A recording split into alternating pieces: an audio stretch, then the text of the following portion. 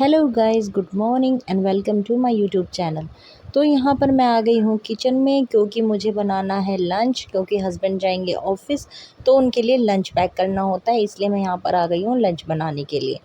और आज लंच में मुझे कुछ समझ में नहीं आ रहा था कि क्या बनाएं यार, रोज़ रोज़ की दिक्कत होती है। बस यही टाइम सारा चला जाता है सोचने में कि क्या बनाएं। लेकिन फिर मैंने डिसाइड किया कि चलो आलू और शिमला मिर्च पड़े हुए हैं तो वो ही बना लिया जाए।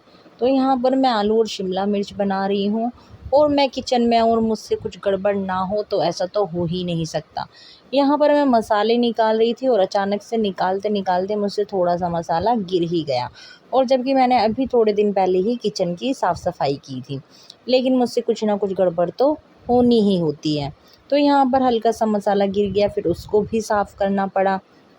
और यहाँ पर मुझे हम लोग 2 जने हैं तो दोनों के लिए अलग-अलग लंच बनाना पड़ता है।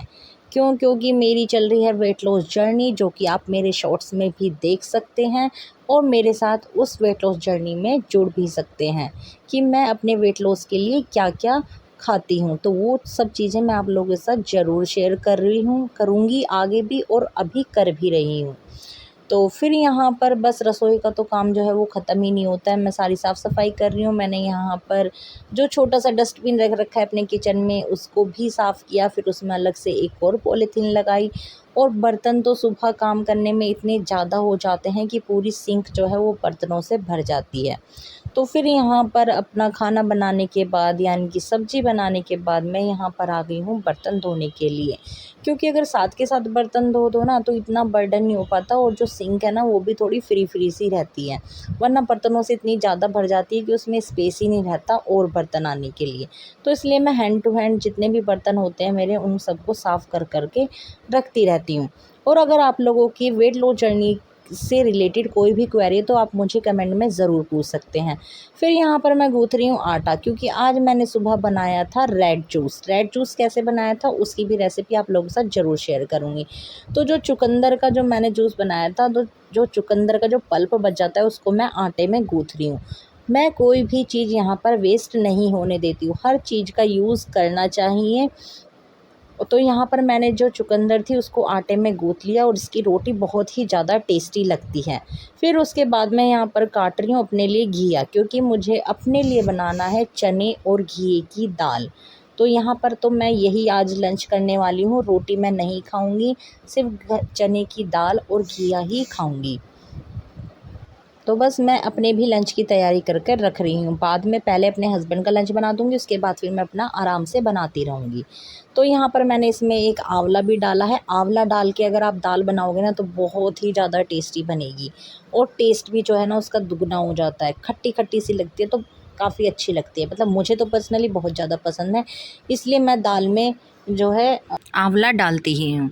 तो आप भी एक बार मेरे कहने से ज़रूर ट्राई करके देखना। तो यहाँ पर मैंने अपनी तैयारी करके रख दी है, आटा भी गूँथ गया है, सब्ज़ी भी बन गई है और अपने लंच की भी तैयारी करके रख दी है।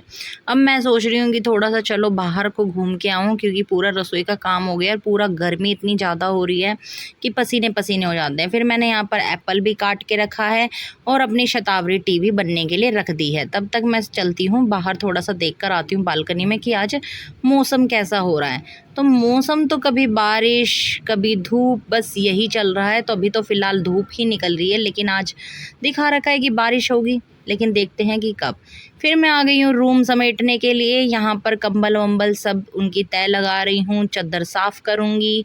सब काम ये एक सुबह डेली का यही काम रहता है, साफ़ सफाई का। और ये कमरे की सफाई तभी हो पाती है जब हस्बैंड उठ जाते हैं।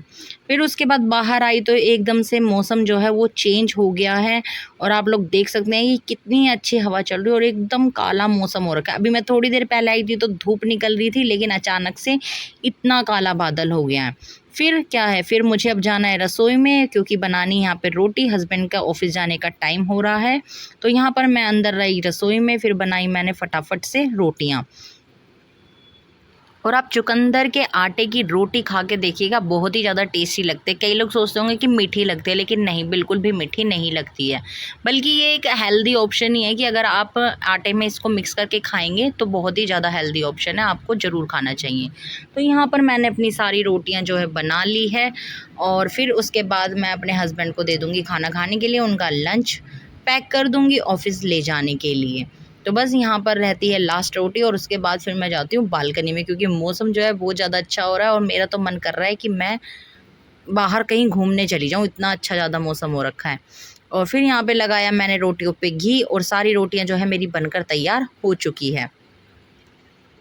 मैं आ गई हूँ बालकनी में और देखा तो इतनी तेज़ अचानक से बारिश होने लग गई और इतनी तेज़ बारिश देखकर मैं तो यहाँ पर बालकनी में बस रुक ही गई कि भाई अब मेरे को थोड़ी देर यहाँ पे खड़े होना है, क्योंकि इतनी ठंडी ठंडी हवा चल रही है। मेरा तो इतना मन कर रहा था कि भाई मैं ऊपर जाऊँ छत पे और नहाने लग जाऊँ, क्योंकि इतनी तेज़ बारिश हो रखी थी। और फिर जब मेरे हस्बैंड ऑफिस चले गए तो मैं अब अकेली हूँ, मैंने लाइट भी नहीं थी तो मैं एक रूम में बैठी अपना पंखा ऑन करके और बाहर की बस बारिश एंजॉय कर रही थी और अपना साथ ही साथ लंच भी खा रही हूँ। तो लंच में तो मैंने आपको बताया ही था, मैंने घी और चने की दाल बनाई है जो कि बहुत ही ज़्यादा टेस्टी बनी है और आप भी इस रेसिपी को ट्राई कर सकते हैं। और अगर आपको व्लॉग पसंद आया तो चैनल को सब्सक्राइब ज़रूर करें।